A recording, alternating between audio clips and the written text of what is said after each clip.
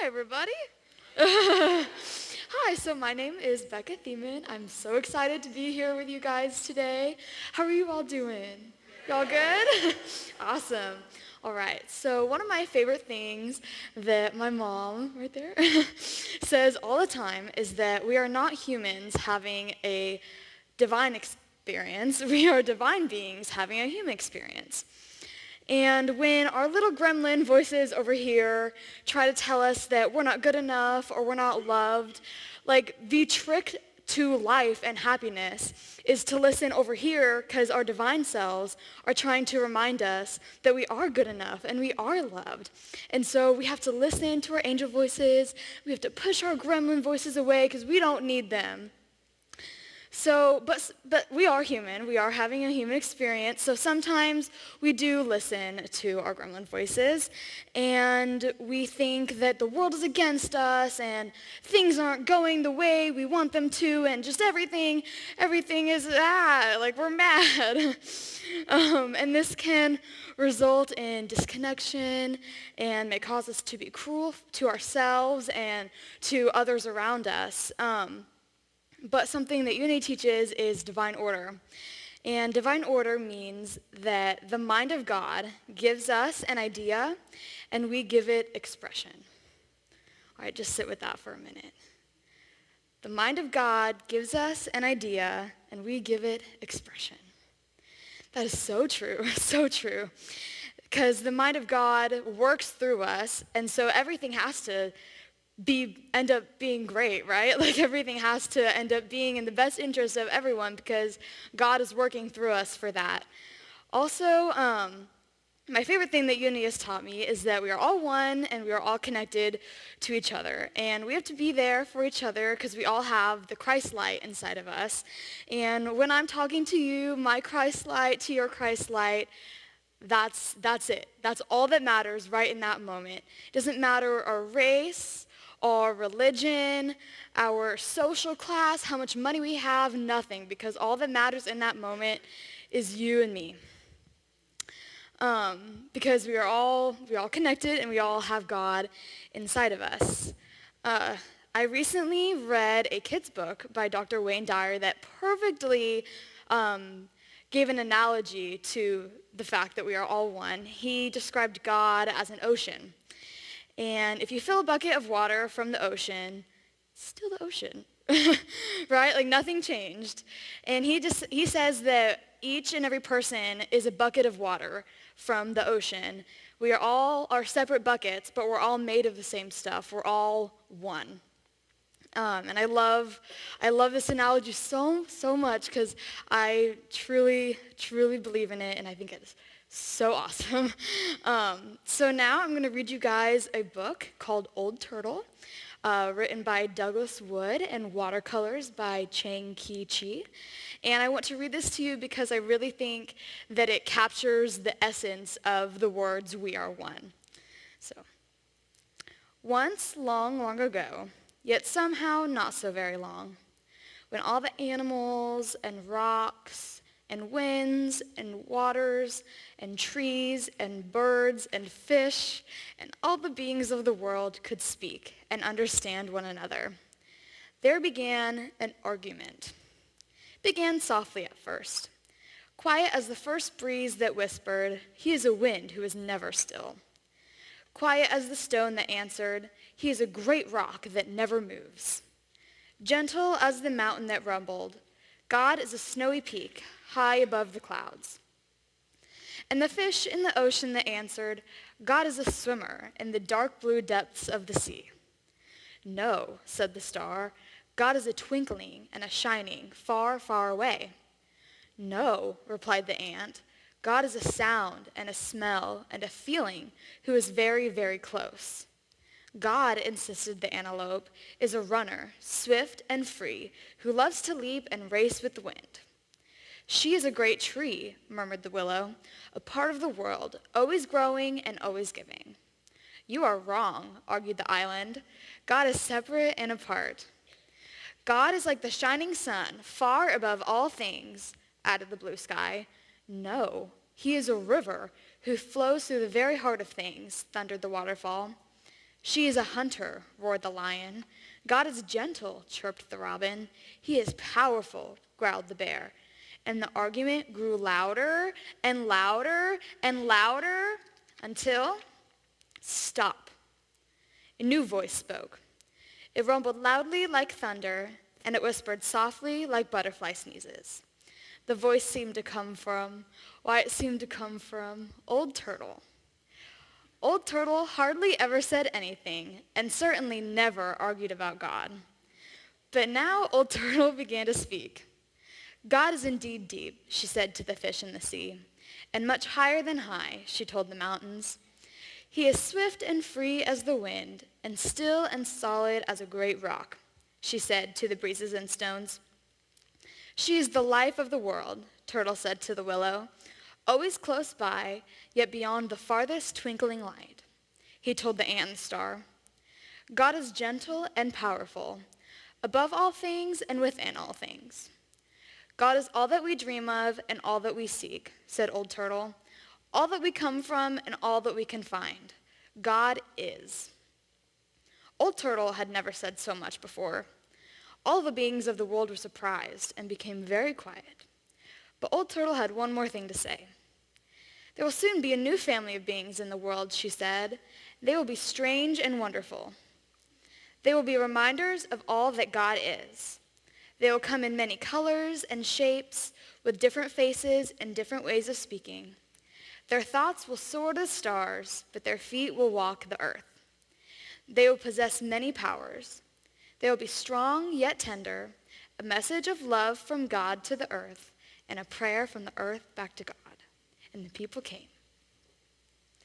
But the people soon forgot.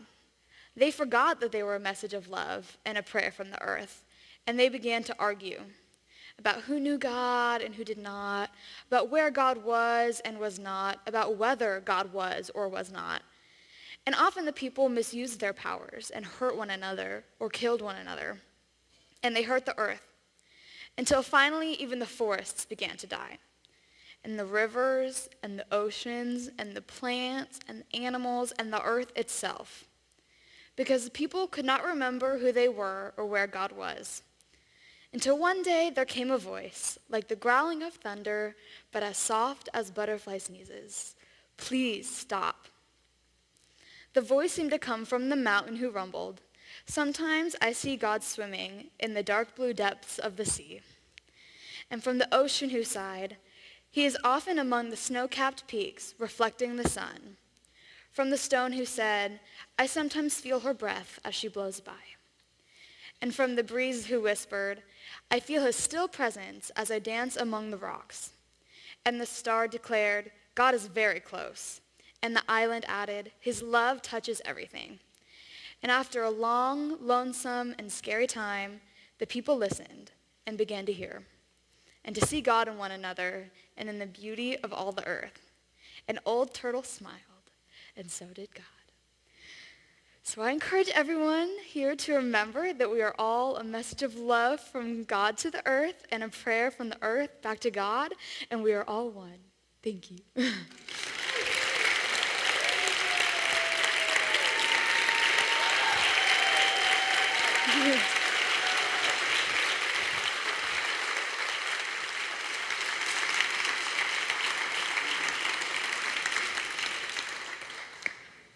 Hiya. I'm Jax Middlebrooks, and today I'll be speaking my truth. We are one. It's such a powerful statement. It packs so much behind just those few words. The first unity principle states, there's only one presence and one power in the universe, and in my life, God, the good omnipotence. I learned a lot about how we're connected at the Youth of Unity Summer Rally. I learned about the divine nature of human experiences. You can probably imagine the energy at one of these rallies. It's loving and connected. You feel truly safe. In my favorite workshop at Legacy, we did a love wash. It was amazing. Picture two lines of people facing each other with hands joined to form a tunnel. You walk through this tunnel of people with your eyes closed, and they tell you what they love about you. When you walk through the tunnel, you feel pure connection of everyone in the room and even the world. It's pure bliss. You don't feel the weight of politics or issues going on in your life. I heard things like, Jax, you are loving, you are kind, you are spiritual, you are light. Jax, you make the world a better place. You make me smile. This bliss washed over me. My oneness with the presence was confirmed. Recently, I've noticed people are too caught up in the political issues. People just get so mad. We disagree even though often we have the same goals. For example, who here likes school shootings? Yeah, that's what I expected. No one. We all agree that we want kids to be safe when they go to school. We're one in our beliefs. We just can't agree on how to solve the issues. Some people want to ban guns, other people want to put metal detectors in schools, and some people want to arm teachers. Well, no matter what you believe, we all agree that we want kids to be safe. No matter how much you disagree with or you hate a politician, no matter how much they make your blood boil, sending that negative energy out there just brings it right back to you. It gets you caught in a world of anger. Like John Stringer pointed out at IYU, you can't have oneness and. There's either oneness or there isn't. Trust me, for the longest time I had hated myself for the things I had done. I just kept sending negative energy, catching me in a world of hatred. Even if I had love near me, I couldn't let myself accept it. And then I went to my first rally, Winter Rally 2017, and it changed my entire life. I cried more than I ever had before, but I was happy. I felt so much love and acceptance, I didn't remember what it had felt like. I changed my attitude towards life, and it changed just like that. I was a much happier person. I found my home in the puzzle that is the human race. I found my truth in the fact that we are all one. Now that I've accepted that, I feel it in my everyday life. I can feel whoever's opened themselves up to let their energy flow rather than blocking and letting in negative thinking. What you think will be. I hadn't realized it, but my parents had been stressing this to me, explaining manifestation, and I just never listened. They tried to get me to read a book by the name of The Secret, so I watched the movie. It did nothing for me at the time. That's because I wasn't willing to practice it. I called it baloney. Rally tricked me into thinking this way, and for that I will forever be thankful to Unity. And now, Unity Church at the Hills, let's do a version of a love wash. I invite you to close your eyes and wrap your arms around yourself.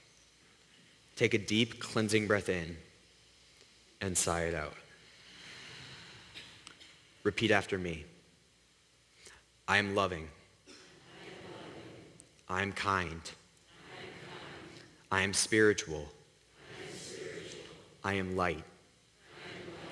I make the world a better place. I make me smile. I am one with all that is. Take another deep, cleansing breath in and let it out. Pat all that love in, and then I invite you to return to this space. Thank you so much for this opportunity to share myself, and thank you for supporting the Youth of Unity. Namaste.